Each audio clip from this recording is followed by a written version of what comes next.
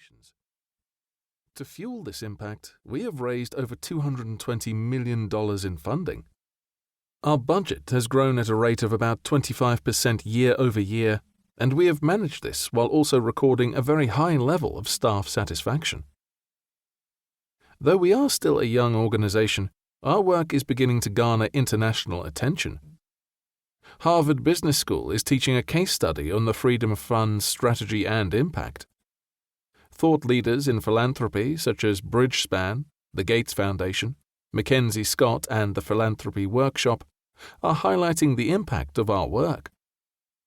All of this drives our flywheel, enabling us to mobilize more resources and increase our impact. So, how did we get here? The answer is by focusing relentlessly and with discipline on our purpose and impact. This focus shapes everything the Freedom Fund does. It sets our direction of travel. It helps us build a highly effective organization, enabling us to recruit and retain an outstanding team that shares an inclusive and impact-focused culture. And it ensures we maintain close partnerships with those who have the greatest stake in our success, particularly local communities and courageous grassroots organizations, but also our funders and peer organizations. What do successful nonprofits have in common? I've spent a lot of time studying successful nonprofits to identify their shared attributes.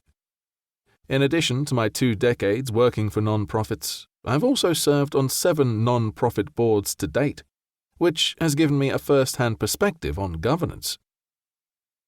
I served first on the board of the Sail Training Association of Western Australia in the 1990s. I've since served on the boards of Crisis Action, as chair, Girls Not Brides, the Joe Cox Foundation, as chair, and Transparentum.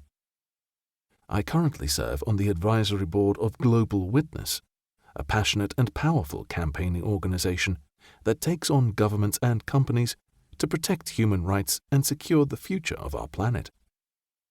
I'm also a member of the Human Trafficking Advisory Council of the US-based McCain Institute, founded by former Senator John McCain and Ambassador Cindy McCain. I also have experience working for business and government. In addition to my early years as a corporate lawyer, I worked at the investment bank Goldman Sachs and was later Chief of Staff to the Australian Attorney General. I spent a number of years providing leadership training to young women and men on a sail training ship. After some 20 years of leadership, I am increasingly asked to advise and coach other non-profit leaders, and I've learned a lot from these rich discussions. All of this has shaped my thinking on what great non-profit leadership is. The starting point is to identify what the most successful non-profits have in common. Once we identify this, we can explore the leader's role in building and sustaining these organizations. Non-profits come in many forms. They are service delivery organizations, advocacy organizations, charities, foundations, non-governmental organizations, NGOs, religious organizations, social welfare organizations, and education and arts institutions. There are more than 1.5 million registered non-profits in the US and millions more globally.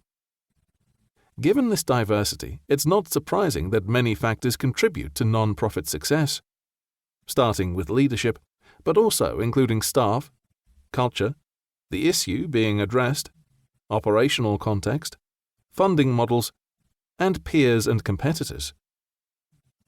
But all highly successful non-profits put purpose and impact at the very heart of everything they do, and they maintain a disciplined and relentless focus on them. Non-profits exist to make a positive change in our world. This is their purpose, their reason for existence. Their contribution to that change is their impact.